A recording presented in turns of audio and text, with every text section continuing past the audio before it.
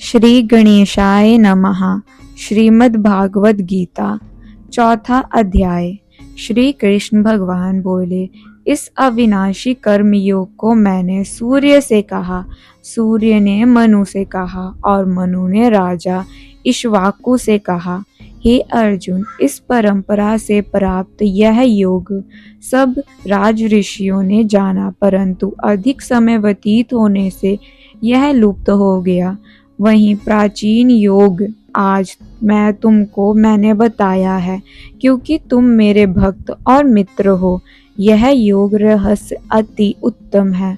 अर्जुन कहने लगे, आपका जन्म तो अभी हुआ है और सूर्य का जन्म बहुत पहले हुआ था। मैं कैसे मानूं कि आपने सूर्य को यह योग बतलाया था। श्री कृष्ण बोले, हे अर्जुन, मेरे और तुम्हारे अनेक जन्म हो चुके हैं, मुझे याद है और तुम भूल गए हो। जन्म से रहित अविनाशी संपूर्ण प्राणियों का स्वामी अपने प्रकृति में स्थिर हूँ, तथापि अपनी माया से जन्मता हूँ। हे भारत, जब जब धर्म की हानि होती है और अधर्म का पलायन होता है, तब तब मैं ही जन्म लेता हूँ। साधुओं की रक्षा, पापियों का नाश और धर्म की स्थापना करने के लिए प्रत्येक युग में जन्मता हूँ। जो मेरे इस अलौकिक जन्म और कर्म का कर्तव्य जानता है, वह मृत्यु होने पर फिर जन्म नहीं लेता और मुझ में लीन हो जाता है। इस भांति मोह, भय और क्रोध को त्याग कर मुझ में भक्ति करके और मेरी शरणागति हो, बहुत से मनुष्य ज्ञान रूपी तप से पवित्र होकर मुझ में मिल गए हैं। जो जिस भाव से मेरा पूजन करता है, उसको मैं उसी प्रकार का फल देता हूँ। हे पार्थ, मनुष्य सब प्रकार से मेरे मार्ग का अनुसरण करते हैं, यथात यह चाहे जिसकी सेवा करे, वह मेरी ही सेवा है। मनुष्य लोक में कर्म सिद्धि की इच्छा करने वाले देवताओं का पूजन करते हैं, क्योंकि इस लोक में कर्म ही सिद्धि श्रेष्ठ होती है। मैंने चारों वर्णों की सृष्टि अपने अपने गुण और कर्म से की है। सृष्टि का कर्ता मैं हूँ, तथापि मुझे अकर्ता अविनाशी जानो। कर्म मुझको वध नहीं कर सकता, तथापि कर्म फल में मेरी कामना नहीं। इस प्रकार जो मुझको पहचानता है, वह कर्मों के बंधन में नहीं पड़ता। ततएव पूर्व पुरुषों के किए हुए कर्म को तू भी कर। हे अर्जुन, कर्म क्या है और अकर्म क्या है, इसके विचार में विज्ञान की बुद्धि भी चकरा जाती है। उसी कर्म का वर्णन मैं तुमसे करूंगा, जिसके जानने से संसार के बंधन छूट कर मोक्ष के भागी होंगे। कर्म, विकर्म और अकर्म तीनों का जानना आवश्यक है, क्योंकि कर्म की गति गंभीर है। हे अर्जुन, जो कर्म करने की कोई कामना नहीं रखता और जिसके समस्त कर्म ज्ञान रूपी अग्नि से भस्म निर्मल हो गए हैं, उसको पंडित कहते हैं। जो कर्म फल की आशा छोड़कर करता है और उसमें आसक्ति भी नहीं रखता और निराश्रय ही संतुष्ट रहता है, ऐसा मनुष्य कर्मों में घिरा रहने पर भी मानो कुछ नहीं करता। दैवी योग से जो कुछ मिल जाए उसी पर संतुष्ट रहता है। जो हर्ष, शोक आदि द्रवों से मुक्त है तथा किसी से इच्छा नहीं करता, कर्म की सिद्धि या असिद्धि में भेद नहीं समझता, वह कर्म करता हुआ भी उसमें नहीं बंधता। जो फल की इच्छा नहीं रखता, वह वासना से दूर हो गया है।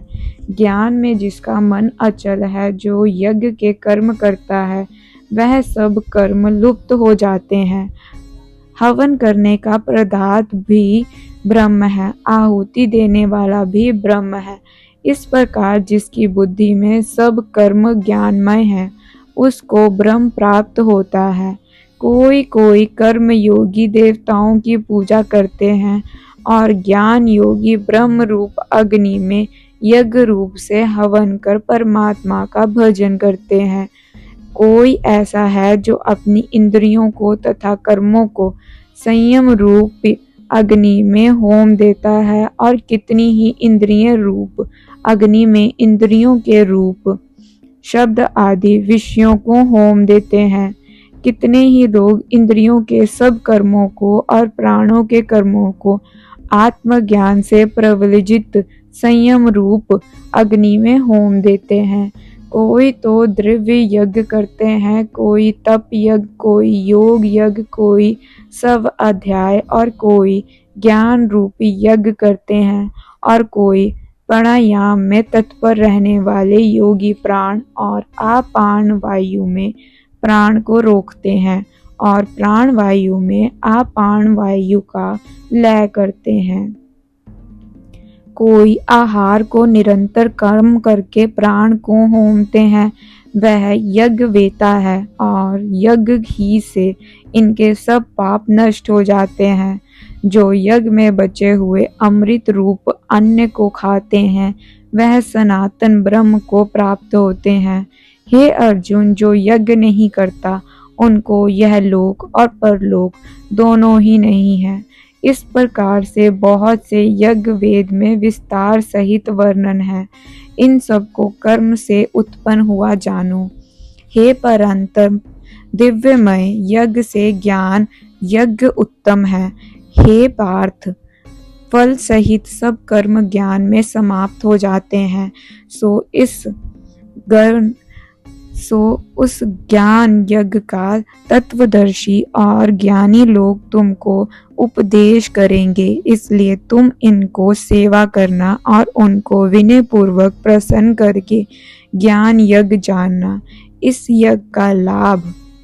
ज्ञान का लाभ प्राप्त करके तुमको ऐसा मोह फिर नहीं होगा। इसी ज्ञान से समस्त प्राणियों को तुम अपने में और मुझ में देखोगे। यदि सब प्राणियों में से अधिक पाप करने वाले हो तो भी ज्ञान रूपी नौका से ही सब पाप रूपी समुद्र को पार कर जाओगे। हे अर्जुन, जिस प्रकार प्रज्वलित अग्नि लकड़ी को जलाकर भस्म कर देती है, वैसे ही ज्ञान रूपी अग्नि सब कर्मों को भस्म कर डालती है। इस लोक में ज्ञान के समान पवित्र और कुछ नहीं। यह ब्रह्म बहुत काल प्रत्यक्त कर्म योग से सिद्ध हुए पुरुषों को अपने आप ही प्राप्त होता है। जो श्रद्धावान पुरुष इंद्रियों को जीतकर ब्रह्म ज्ञान में लगा रहता है, वह ज्ञान को प्राप्त करता है और ज्ञान को पाकर अल्प समय में शांति को पा जाता है। अज्ञानी, श्रद्धा रहित और जिनके मन में संदेह है, ऐसे जो पुरुष हैं वह नष्ट हो जाते हैं। जिनके मन में संदेह रहता है उनको यह लोक, परलोक और सुख कुछ भी प्राप्त नहीं होता। जिसने परमेश्वराधन और निष्काम कर्म योग के आश्रय से कर्म बंधन त्याग दिए हैं, हे अर्जुन, उस आत्मज्ञानी पुरुष को कर्म नहीं बांधते। अंतएव अज्ञान से उत्पन्न हुए चित्त के इस संशय को ज्ञान रूपी तलवार से काट कर मेरे बताए हुए कर्म योग को करने के लिए प्रस्तुत हो जाओ। चौथा अध्याय का महामत्यस्य। भगवान बोले, हे लक्ष्मी, जो पुरुष श्री गीता जी का पाठ करते हैं उनके स्पष्ट मात्र से अधम देह छूटकर मुक्ति को प्राप्त होता है। लक्ष्मी जी ने पूछा, हे महाराज, श्री गीता जी के पाठ करने वाले को छूकर कोई भी जीव मुक्त हुआ है? तब श्री भगवान ने कहा, हे लक्ष्मी, तुमको मुक्त हुए भी एक पुरातन कथा सुनाता हूँ। भागीरथी गंगा जी के तट पर एक काशीपुरी नगर है। वहाँ एक वैष्णव श्री गीता जी के चौथे अध्याय का पाठ किया करता था। एक दिन वह साधु वन में गया। वहाँ बेरियों के 2 वृक्ष थे। उनको बड़ी छाया थी। वह साधु वहां बैठ गया और बैठते ही उसको निंद्रा आ गई। एक बेरी में उसके पांव लगे और दूसरी के साथ सिर लग गया। वह दोनों बेरियां आपस में कांप कर पृथ्वी पर गिर पड़ी। पत्ते उनके सूख गए। परमेश्वर की इच्छा से वह दोनों बेरियां ब्राह्मण के घर 2 पुत्रियां हुई। हे लक्ष्मी, बड़े उग्र पुण्यों के करने से मनुष्य देह मिलती है। फिर ब्राह्मण के घर जन्म लेकर उन दोनों लड़कियों ने तपस्या करनी आरंभ की। जब वह दोनों बड़ी हुई तब उनके माता पिता ने कहा, हे पुत्रियों, हम तुम्हारा विवाह करते हैं। तब उन दोनों ने माता पिता से कहा कि वह विवाह नहीं करेंगी। उनको अपने पिछले जन्म की खबर थी। वह जाति में सुंदर जन्मी थी। उन्होंने कहा, एक हमारे मन में कामना है, परमेश्वर वह पूर्ण करे, तब वह सबका भली बात है। उसके मन में यही था कि साधु जिसके स्पष्ट करने से हमारी अधम देह छूट कर यह देह मिली है, वह मिले तब बहुत भला है। इतना विचार कर दोनों लड़कियों ने माता पिता से तीर्थ यात्रा करने की आज्ञा मांगी। तब माता पिता ने तीर्थ यात्रा की आज्ञा दी। तब उन दोनों कन्याओं ने माता पिता की चरण वंदना करके गमन किया। तीर्थ यात्रा करती करती वह बनारस पहुंची। वहां जाकर देखा वह तपस्वी बैठा है, जिसकी कृपा से हम बेरी की देह से छूटी हैं। तब दोनों कन्याओं ने चरण वंदना करके विनय करी, हे संत जी, धन्य हो, आपने हमको कृतार्थ किया। तब उन तपस्वी ने कहा, तुम कौन हो? मैं तुमको नहीं पहचानता। कन्याओं ने कहा, हम आपको पहचानती हैं।